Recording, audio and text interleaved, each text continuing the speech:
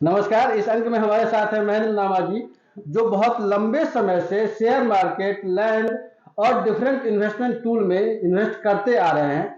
और अभी जो हमारा एक वीडियो हमने बनाया था कि हम पैसे को कैसे जमा करें, कैसे सेव करें, कैसे इनकम एक्सपेंस प्रोफाइल हम बनाएं, कैसे हम अपने इनकम को इस तरह से संभाल के रखें कि हमें फ्यूचर में यूजफुल हो। उस वीडियो पे हमारे परम मित्र दिनेश भाई ये कमेंट किया कि भाई पैसा तो जमा हो गया, प्रोफाइल पे हमने काम किया, पैसा जमा हो गया, अब इसको इन्वेस्टमेंट कैसे करेंगे।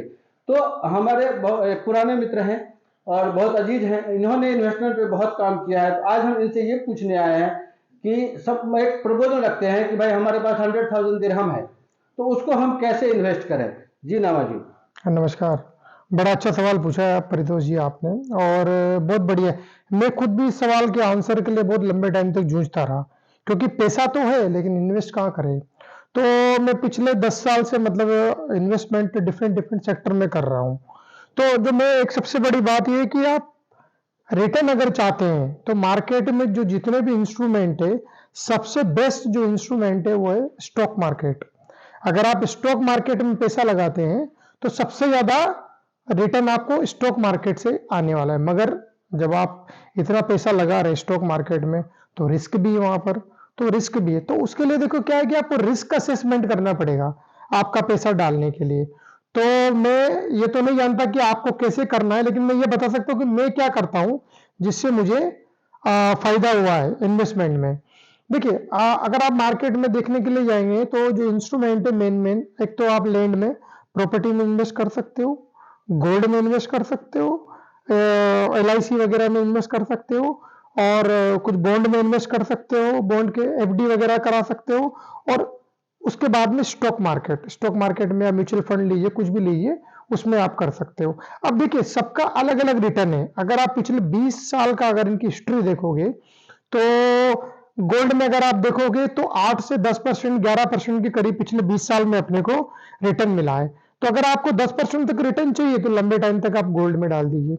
अगर आपको देखो प्रॉपर्टी में एक घर रहने के लिए अच्छा है, लेकिन अगर आप इन्वेस्टमेंट के हिसाब से प्रॉपर्टी में डाल रहे हैं तो मैं पिछले नरेंद्र मोदी की सरकार के बाद से मैं आपको थोड़ा बताना चाहूंगा कि मैं खुद भी प्रॉपर्टी में डाला था। मैंने 1 करोड़ रुपए एक फ्लैट लिया था, और सेमी मेट्रो सिटी में तो कुछ फायदा नहीं हुआ, क्योंकि उसका जो ROI निकल कर आया 3 से 4% आया है।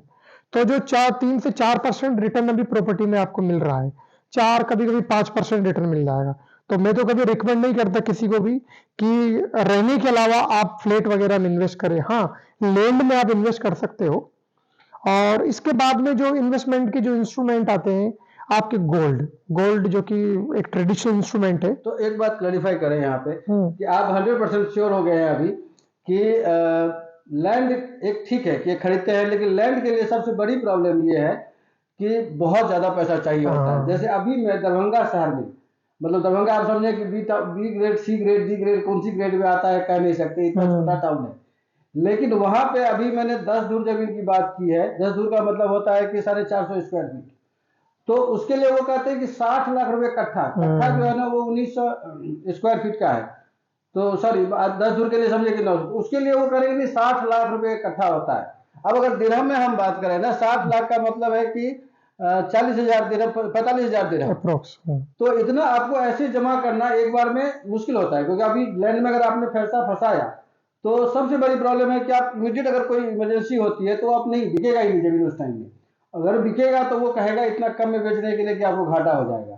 तो हमें बेसिकली ये फोकस करना है कि इतने सारे पैसे, मतलब फ्लैट में हम नहीं लगाएंगे, और जो LIC जैसी टूल्स जितने भी हैं, जो भी इंश्योरेंस पॉलिसी वाले हैं, उसमें रिटर्न वाली कोई बात है नहीं, क्योंकि वो 5%, 6% बताता है, लेकिन इतना लंबा और इतने बाद देता है कि उसका कोई हमें पता ही नहीं चलता। बोलो हम रिटायर कर जाएंगे, फिर अब कब कमाएंगे और कब इन्वेस्ट करेंगे। तो वो भी इन्वेस्टमेंट पर्पज से मैं कभी किसी को सलाह नहीं देता कि भाई आप LIC में करो या कोटक में करो या इडलवाइज में करो।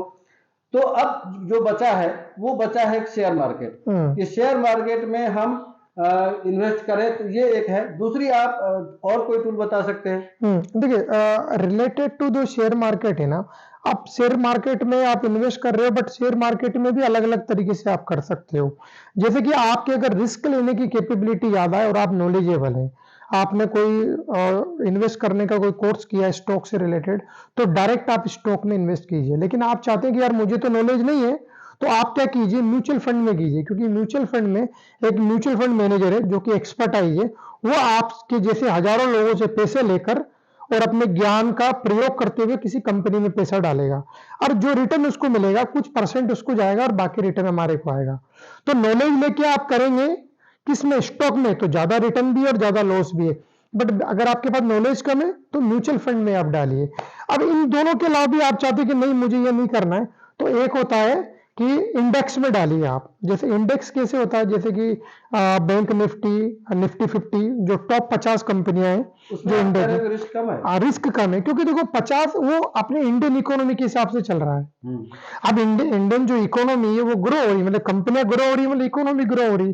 तो आप जो पैसा लगा रहे हो किसी कंपनी में नहीं लगाकर इंडियन इकोनॉमी में पैसा लगा रहे हो, अगर इनडायरेक्ट में आप देखोगे तो इंडेक्स थोड़ा ज्यादा सेफ है, ज्यादा सेफ है। ज्यादा सेफ है comparing to individual stock. Yes. Okay, उसके बाद गोल्ड के बारे में क्या कहना है आपका? हाँ, गोल्ड देखिए, गोल्ड में अगर आप ले रहे हो तो गोल्ड के ईटीएफ, गोल्ड ईटीएफ में भी लगा सकते हो आप, और गोल्ड के बॉन्ड भी खरीद सकते हो आप, जिसको हम डिजिटल गोल्ड आजकल बोलते हैं। क्योंकि जनरली अभी क्या होता है कि फिजिकल गोल्ड खरीद के घर में रखना थोड़ा सा मतलब सेफ्टी के हिसाब से भी थोड़ा प्रॉब्लम रहता है कि कभी भी कोई चुरा सकता है, कुछ भी हो सकता है उस गोल्ड को।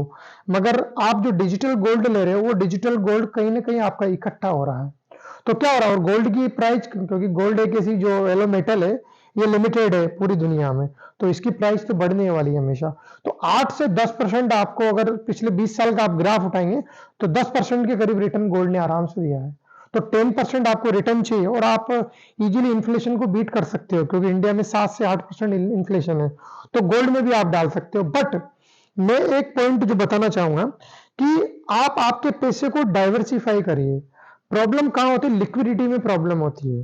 लिक्विडिटी में कैसे प्रॉब्लम होती है, सारा पैसा आपने या तो प्रॉपर्टी में डाल दिया, गोल्ड में डाल दिया, स्टॉक में डाल दिया, या किसी और एक इंस्ट्रूमेंट में डाल दिया। तो जब आपको पैसा चाहिए, स्टॉक में डाला हुआ है, स्टॉक की प्राइस कम चल रही है, लेकिन आपको पैसा चाहिए, तो मजबूरी में आपको बेचना पड़ेगा। लेकिन अगर आपने गोल्ड में डाल रखा है, स्टॉक में डाल रखा है, तो स्टॉक मार्केट डाउन है लेकिन गोल्ड अप है, तो वो गोल्ड को आप बेचकर लिक्विडिटी आपको मिल जाएगी, तो आप पैसे को यूज कर सकते इसका हैं। ये मतलब है कि गोल्ड परचेज के लिए ये कह रहे हैं कि हेज फंड के रूप में यस। उसका इस्तेमाल करें, कि जब कभी भी आपको शेयर मार्केट डवाडोल होने लगे तो आप इमीडिएट बेच करके वहां से पूरा का पूरा गोल्ड में खरीदें, क्योंकि गोल्ड अभी अप जाएगी। ऐसा ट्रेंडिंग है, ऐसा होता रहा है। हालांकि गोल्ड मार्केट का जो सबसे बड़ी मुस्तैदी ये है कि आप एक लिमिट पे सेट करें कि हमें इसमें 5% प्रॉफिट चाहिए या 10% प्रॉफिट चाहिए, उसके बाद उसको बेच दें, फिर वेट करें और फिर गोल्ड में ही डालें। तो ऐसा करके ये जब कंपाउंड इंटरेस्ट की तरह काम करता है तो जल्दी से जल्दी जो आप लक्ष्य रखते हैं उस तक पहुंचने में आसानी होती है। और आप डाइवर्सिफाई कीजिए, 4 इंस्ट्रूमेंट कोई भी ले लीजिए आप, प्रॉपर्टी में या फिर लैंड में, जो प्रॉपर्टी या लैंड में से कुछ परसेंट उसमें लगाइए, कुछ परसेंट आप क्या कीजिए कि गोल्ड में रखिए, कुछ परसेंट आप स्टॉक मार्केट में। स्टॉक मार्केट में जो आपने फंड लगाया उसको भी आप अलग अलग कर सकते हो कि कुछ मुझे स्टॉक्स में रखना है डायरेक्ट, कुछ म्यूचुअल फंड में रखना है, कुछ ईटीएफ में रखना है, और कुछ मेरे को इंडेक्स में रखना है। तो वो आप एक पोर्टफोलियो बना सकते हो आप अपना। तो जो इस तरह का डाइवर्सिफाई वाला जो पोर्टफोलियो रहेगा, बहुत ही अच्छा अच्छा है। एडवाइस है, ये बहुत ही अच्छा एडवाइस है। इन्वेस्टमेंट में मैंने अक्सर यही लोगों को एडवाइस देता हूँ, लेकिन हम लोग इतने पढ़े लिखे, इतने इसमें इकोनॉमिकली नहीं है। लेकिन जो हम दोनों मतलब 2008 में हम दोनों ने शुरू किया था शेयर मार्केट में जाना, उससे पहले हम दोनों गोल्ड में करते थे। और गोल्ड में करने में मैं फिजिकल गोल्ड में करता था, उस समय ईटीएफ था लेकिन कोई बिलीव नहीं करता था, या बहुत कम कंपनी इशू करती थी।